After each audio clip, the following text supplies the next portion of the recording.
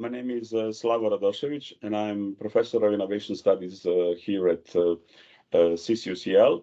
And my research is related to technology development and economic growth in countries of Central Eastern Europe.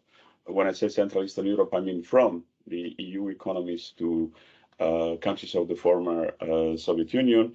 And the research that I'm doing is a so-called neo-Schumpeterian economics, where the idea is that the countries have different levels of income, different levels of development. They have different patterns of technology upgrading.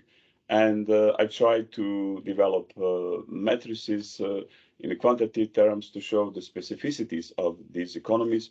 And the main then challenge is that this understanding of technological development of these economies has important policy implications. They cannot be then simple copy or imitation of what other developed countries are doing. So a lot of my kind of impact case is communicating the results of this research and then converting that into policy language and trying to understand what does that mean for the policy. So in that respect, I was quite heavily involved in assessing innovation capacities and policies of many EU member states, but also of countries like Ukraine, Belarus, Armenia, Tajikistan, Kyrgyzstan, Western Balkan economies.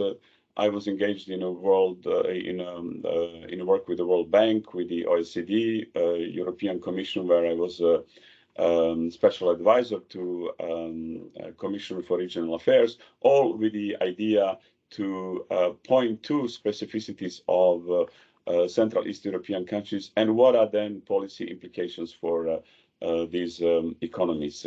So I could do it because in my youth, I had a kind of policymaker's experience, so I understand both communities and was relatively successful in translating or converting the results of my research into a policy language and what does it mean for the people that are facing these huge challenges of today. So that's in a nutshell my contribution.